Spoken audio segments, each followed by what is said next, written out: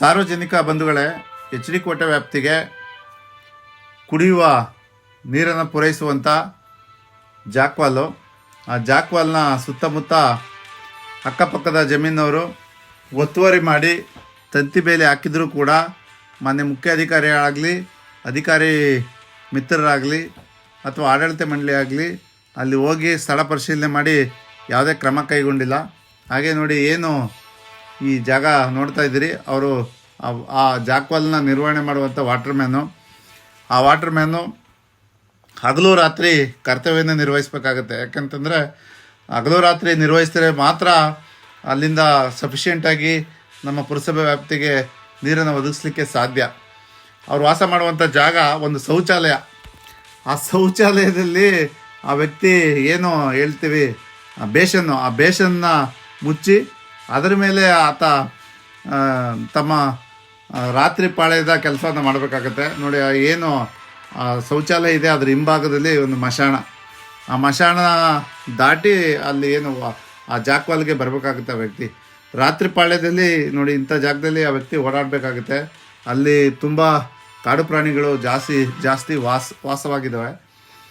ಅಂಥ ಒಂದು ಸ್ಥಳದಲ್ಲಿ ಯಾವುದೇ ರೀತಿಯಾದಂಥ ವ್ಯವಸ್ಥಿತವಾದ ಲೈಟ್ ವ್ಯವಸ್ಥೆ ಕೂಡ ಇಲ್ಲ. ಆ ವ್ಯಕ್ತಿ 2 ವರ್ಷದಿಂದ ಒಂದು ಒಳ್ಳೆ ಬ್ಯಾಟ್ರಿ ಕೊಡಿ, ನಮಗೆ ಸುತ್ತಮುತ್ತ ಕಾಡು ಪ್ರಾಣಿಗಳಿದೆ ಅಂತ ಕೇಳ್ತಿದ್ರೆ ಒಂದು ಬ್ಯಾಟ್ರಿ ಕೊಡ್ಸೋಕ್ಕಾಗ್ತಿಲ್ಲ ಪುರಸಭೆ ವತಿಯಿಂದ. ನೋಡಿ, ಏನು ಜಾಕ್ವಾಲಲ್ಲಿ 2 ಮೋಟ್ರ್ ಇದೆ, ಒಂದೇ ಮೋಟ್ರ್ ರನ್ ಆಗ್ತಿರೋದು 2 ವರ್ಷದಿಂದ. ಆ ಮೋಟ್ರು ಏನಾದರೂ ರಿಪೇರಿ ಬಂತು ಅಂತಂದರೆ ಸಾರ್ವಜನಿಕರಿಗೆ ನೀರನ್ನು ಒದಗಿಸ್ಲಿಕ್ಕೆ ಸಾಧ್ಯ ಇಲ್ಲ. ಆಮೇಲೆ ಪುನಃ ಪೇಪರಲ್ಲಿ ಹಾಕ್ತಾರೆ, ಯಾವುದೋ ದುರಸ್ತಿ ಕೆಲಸ ನಡೀತಿದೆ, ದಯಮಾಡಿ ಸಹಕಾರ ಕೊಡಿ ಅಂತ. ಇದ್ರ ಬಗ್ಗೆ ಮಾನ್ಯ ಸದಸ್ಯರುಗಳು ಮಾತಾಡಿದ್ದಾರೆ, ಅವ್ರ ಮಾತನ್ನು ಕೇಳೋಣ ಬನ್ನಿ, ಏನು ಹೇಳ್ತಾರೆ ಅವರ ಅಭಿಪ್ರಾಯನ. ಎಚ್ ಡಿ ಕೋಟೆ ಪಟ್ಟಣದ ಜನತೆಗೆ ನೀರಿನ ಆರಾಧನೆ ಮಾಡುವ ನಮಸ್ಕಾರಗಳು. ಎಚ್ ಡಿ ಕೋಟೆ ಪಟ್ಟಣದ ಜನತೆಗೆ ಕಳೆದ 20 ವರ್ಷಗಳ ಹಿಂದೆ ಮಾಜಿ ಸಚಿವರಾದ ಎಂ ಶಿವಣ್ಣನವರು ಒಂದು ಕುಡಿಯೋ ನೀರು, ಒಂದು ಕಬ್ಬಿ ನೀರು ವಾಟರ್ ವ್ಯವಸ್ಥೆಯನ್ನು ಮಾಡಿದರು ಪಟ್ಟಣ ಜನತೆಗೆ. ಅವತ್ತು 11 ವಾರ್ಡ್ಗಳಿದ್ದು, ಈಗ 23 ವಾರ್ಡ್ಗಳಿದೆ. ಈ ಒಂದು ನೀರನ್ನು ಎತ್ತುವ ಘಟಕದಲ್ಲಿ ನಾವು ಇದ್ದೀವಿ. ಒಂದೇ 2 ಮೋಟ್ರ್ ಇದೆ, ಅದರಲ್ಲಿ ಒಂದೇ ಮೋಟ್ರ್ ರನ್ ಆಗ್ತಿರೋದು. ಒಂದು ಮೋಟ್ರ್ ಕೆಟ್ಟೋಗಿ 2 ವರ್ಷ ಆಗಿದೆ. ಏನಾದರೂ ಆ ಮೋಟ್ರ್ ಕೆಟ್ಟೋದ್ರೆ ಕೋಟೆ ಪಟ್ಟಣ ಜನತೆಗೆ ಕುಡಿಯೋ ನೀರಿನ ಅಭಾವ ಉಂಟಾಗ್ತದೆ. ಬಂಧುಗಳೇ ನಮಸ್ಕಾರ. ನನ್ನ ಹೆಸರು ನಂಜಪ್ಪ ಅಂತ, ಪುರಸಭೆ ಸದಸ್ಯರು. ನಾವು ಒಕ್ಕನಹಳ್ಳಿ ಹತ್ರ ಇರೋ ಎಚ್ ಡಿ ಕೋಟೆಗೆ ಶುದ್ಧ ನೀರನ್ನ ಸರಬರಾಜು ಮಾಡುವಂಥ ಒಂದು ಜಾಕ್ವಾಲ್ ಹತ್ರ ಬಂದಿದ್ದೀವಿ. ಇಲ್ಲಿ ಭಾಳಷ್ಟು ನಾವು ಚುನಾಯಿತರಾದ ಮೇಲೆ 2-3 ಬಾರಿ ಬಂದಿದ್ದೀವಿ ಸಮಸ್ಯೆಗಳಿದ್ದಾಗ. ಆಗ ಬಂದಂಥ ಸಂದರ್ಭದಲ್ಲಿ ನೋಡ್ದೋ, ಕುಡಿಯೋ ನೀರಿನ ಸ್ವಚ್ಛತೆಗೆ ಆದ್ಯತೆ ಕೊಡಬೇಕಾದಂಥ ಮುಖ್ಯಾಧಿಕಾರಿಗಳು ಸಾಕಷ್ಟು ಬಾರಿ ಇವರಿಗೆ ತಿಳುವಳಿಕೆಯನ್ನು ಕೊಟ್ಟು ಇಲ್ಲಿ ಒಂದು ವ್ಯವಸ್ಥೆಯನ್ನು, ಸುಸಜ್ಜಿತ ವ್ಯವಸ್ಥೆಯನ್ನು ಮಾಡಿ ಅಂತಂದ್ಬಿಟ್ಟು ಸಾಕಷ್ಟು ಹಣವನ್ನು ಮೀಸಲಿಟ್ಟರು ಕೂಡ ಪಾಪ ಆ ಜಾಕ್ವಾಲನ್ನು ನಿರ್ವಹಣೆ ಮಾಡತಕ್ಕಂಥ ಒಬ್ಬ ವ್ಯಕ್ತಿಗೂ ಕೂಡ ಒಂದು ಸಮಗ್ರವಾದ ಒಂದು ನಿರ್ವಹಣೆಗೆ ಮಲಗಲಿಕ್ಕೆ ಒಂದು ಸ್ಥಳನ ಮಾಡಿಕೊಟ್ಟಿರೋದಿಲ್ಲ. ಹಾಗಾಗಿ ಈ ಸ್ಥಳಕ್ಕೆ ಬಂದಾಗ ನೋಡಿದ ಮೇಲೆ ಇಲ್ಲೆಲ್ಲವೂ ಕೂಡ ಅಸ್ವಚ್ಛತೆಯಿಂದ ಕೂಡಿದೆ.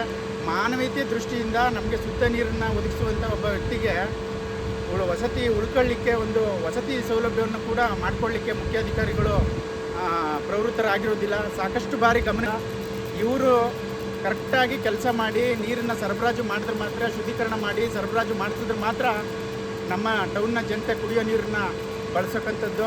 ಅಂಥದ್ರಲ್ಲಿ ಇವ್ರಿಗೆ ಈ ರೀತಿ ಸೂಚನೆಯ ಪರಿಸ್ಥಿತಿ ಬಂದಿದೆ. ಮತ್ತು ಇಲ್ಲಿ ಬಂದು ಈ ಕಡೆ ನಾವು ನೋಡಿದ್ವಿ, ಇಲ್ಲೆಲ್ಲವೂ ಕೂಡ ಅತಿಕ್ರಮ ಪ್ರವೇಶವನ್ನು, ಪಕ್ಕದ ಜಮೀನವರು ಅತಿಕ್ರಮ ಪ್ರವೇಶವನ್ನು ಮಾಡಿದ್ದಾರೆ. ಆದರೂ ಕೂಡ ಇಲ್ಲಿ ಯಾವುದೇ ಬಂದು ಅಧಿಕಾರಿಗಳಾಗಿರ್ಬೋದು, ಇದಕ್ಕೆ ಸಂಬಂಧಪಟ್ಟಂಥ ಅಧಿಕಾರಿಗಳು ಮುಂಜಾಗ್ರತೆ ಕ್ರಮವನ್ನು ವಹಿಸೋದಾಗಲಿ, ಅದರ ಮೇಲೆ ಅತಿಕ್ರಮಣ ಪ್ರವೇಶ ಮಾಡಿದ ಮೇಲೂ ಕೂಡ ಇದ್ರ ಮೇಲೆ ಕ್ರಮ ವಹಿಸಿರೋದಿಲ್ಲ. ಇದಂತೂ ಸರ್ಕಾರಿ ಜಾಗವನ್ನು ಖಾಸಗಿ ವ್ಯಕ್ತಿ ಅತಿಕ್ರಮ ಪ್ರವೇಶ ಮಾಡಿರೋದು ಒಂದು ಖಂಡನೀಯ. ನಮಸ್ಕಾರ ಬಂಧುಗಳೇ, ಎಚ್ ಡಿ ಕೋಟೆ ಟೌನಿನ ಪುರಸಭೆ ವ್ಯಾಪ್ತಿಗೆ ಏನು ಸಾರ್ವಜನಿಕರಿಗೆ ಶುದ್ಧ ಕುಡಿಯುವ ನೀರನ್ನು ಒದಗಿಸ್ಬೇಕು ಅಂತೇಳಿ ಮಾನ್ಯ ಮಾಜಿ ಸಚಿವರಾದಂಥ ಶಿವಣ್ಣವರು ಅವತ್ತಿನ ಕಾಲದಲ್ಲಿ ಒಂದು ಕಬಿನಿ ನೀರಿನ ವ್ಯವಸ್ಥೆ ಮಾಡಲಿಕ್ಕೆ ಒಂದು ಪಂಪ್ ಹೌಸನ್ನು ನಿರ್ಮಾಣ ಮಾಡಿ ಇಲ್ಲಿಂದ ಎಚ್ ಡಿ ಕೋಟೆಗೆ ನೀರು ಸರಬರಾಜು ಆಗುತ್ತೆ. ಈ ನೀರು ಸರಬರಾಜು ಆಗಲಿಕ್ಕೆ ಮೂಲ ಕಾರಣಕರ್ತರು ಇಲ್ಲಿ ಏನಿದ್ದಾರೆ, ವಾಟರ್ ಮ್ಯಾನು, ಇವರು ಹಗಲು ರಾತ್ರಿ ಈ ಸ್ಥಳದಲ್ಲಿದ್ದು ಈ ಮಿಷಿನರಿ ಸೌಂಡ್ಗೆ ಇಲ್ಲಿದ್ದು ಇದನ್ನು ಇಲ್ಲಿಂದ ಆನ್ ಮಾಡಿ ಇಲ್ಲಿಂದ ನೀರನ್ನ ಪುಷಪ್ ಮಾಡಿದ್ರೆ ಮಾತ್ರ ನಾವು ಕೋಟೆಯಲ್ಲಿ ನೀರನ್ನು ಎಲ್ಲ ಸಾರ್ವಜನಿಕರು ಸಫಿಷಿಯೆಂಟಾಗಿ ಬಳಸಲಿಕ್ಕೆ ಸಾಧ್ಯ. ಅಂಥ ಒಂದು ವ್ಯಕ್ತಿ ವಾಸ ಮಾಡಲಿಕ್ಕೆ ಹಗಲು ರಾತ್ರಿ ಏನು ವಾಸ ಮಾಡಬೇಕು ಅಂತ ಅವ್ರಿಗೆ ಒಂದು ಪಂಪ್ ಹೌಸ್ ಹತ್ರ ಒಂದು ವಾಚ್ಮ್ಯಾನ್ ಶೆಡ್ಡು ಅಂತ ಇರಬೇಕಾಗುತ್ತೆ. ಅಂಥ ಒಂದು ವಾಚ್ಮ್ಯಾನ್ ಶೆಡ್ಡು ಇದು ಕಾಣಿಸ್ತಿದೆಯಲ್ಲ, ಇದು ಶೆಡ್ಡಲ್ಲ, ಇದು ಶೌಚಾಲಯ. ಇಲ್ಲಿ ಇವರು ಶೌಚಾಲಯಕ್ಕಾಗಿ ಬಳಸುವಂಥ ಒಂದು ಕಟ್ಟಡದಲ್ಲೇ ಕಟ್ಟಡ ಇಲ್ಲದೆ ಶೌಚಾಲಯದ ಬೇಸನನ್ನು ಮುಚ್ಚಿ ಅದರ ಮೇಲೆ ಏನದು 4 ಫೀಟ್ ಇದೆ ಅಷ್ಟೇ, ಒಬ್ಬ ಮನುಷ್ಯ ಮಲಗಲಿಕ್ಕೆ ಸಾಧ್ಯವಾಗದಂಥ ಜಾಗದಲ್ಲಿ ಹಲವಾರು ವರ್ಷಗಳಿಂದ ಅಲ್ಲಿ ಮಲಗಿ ಈ ಮೋಟ್ರ್ ವ್ಯವಸ್ಥೆಯನ್ನು ನಿರ್ವಹಣೆ ಮಾಡ್ತಿದ್ದಾರೆ. ಇಂಥ ವ್ಯಕ್ತಿಗಳಿಗೆ ಒಂದು ಶೆಡ್ಡು ನಿರ್ಮಾಣ ಆಗಲಿ ಅಂತೇಳಿ ನನ್ನ ಅವಧಿಯಲ್ಲಿ ಸ್ಥಾಯಿ ಸಮಿತಿ ಅಧ್ಯಕ್ಷರಾಗಿದ್ದಂಥ ಅವಧಿಯಲ್ಲಿ ಇದಕ್ಕೆ ಮೀಸಲಿಟ್ಟ ಹಣವನ್ನು ಇವತ್ತಿನೂ ಕೂಡ ಬಳಸದೆ ಅದೇ ವ್ಯವಸ್ಥೆಯಲ್ಲಿ ಈ ವ್ಯಕ್ತಿ ಜೀವನವನ್ನು ಮಾಡ್ತಿದ್ದಾರೆ. ಈ ವ್ಯಕ್ತಿಗೆ ಇನ್ನೂ 2 ತಿಂಗಳಿಂದ ಸಂಬಳ ಆಗಿಲ್ಲ. ಇಲ್ಲಿ ಒಂದು ಲೈಟಿನ ವ್ಯವಸ್ಥೆ ಇಲ್ಲ, ಯಾವುದೋ ಒಂದು ಚಿಕ್ಕ ಲೈಟ್ ಇದೆ. ಇಲ್ಲಿ ಹೆಚ್ಚಿಗೆ ಪ್ರಾಣಿಗಳು ವಾಸ ಮಾಡುವಂಥ ಜಾಗ, ಹಂದಿಗಳಿದೆ, ಚಿರತೆಗಳಿದೆ, ಮುಳ್ಳಂದಿಗಳಿದೆ, ಈ ಥರ ಎಲ್ಲ ಪ್ರಾಣಿಗಳು ವಾಸ ಮಾಡುವಂಥ ಜಾಗದಲ್ಲಿ ಈ ವ್ಯಕ್ತಿ ಒಂದು ಸಣ್ಣ ರೂಮ್ನಲ್ಲಿ ವಾಸ ಮಾಡಿ ನೀರು ಸರಬರಾಜು ಮಾಡ್ತಿದ್ದಾರೆ ಅಂತಂದರೆ ಎಂಥ ಶೋಚನೀಯ ಅನ್ನೋದನ್ನು ದಯಮಾಡಿ ಸಾರ್ವಜನಿಕ ಬಂಧುಗಳು ತಾವು ತಿಳ್ಕೋಬೇಕು. ಮುಂದೆ ಇಂಥ ಒಂದು ವ್ಯವಸ್ಥೆಯನ್ನು ಹೋಗಲಾಡಿಸ್ಬೇಕು ಅಂದರೆ ತಾವೆಲ್ಲರೂ ಬುದ್ಧಿವಂತರಾಗಬೇಕು ಅಂತೇಳಿ ತಮ್ಮಲ್ಲಿ ಮನವಿಯನ್ನು ಮಾಡ್ತೀನಿ. Thank you.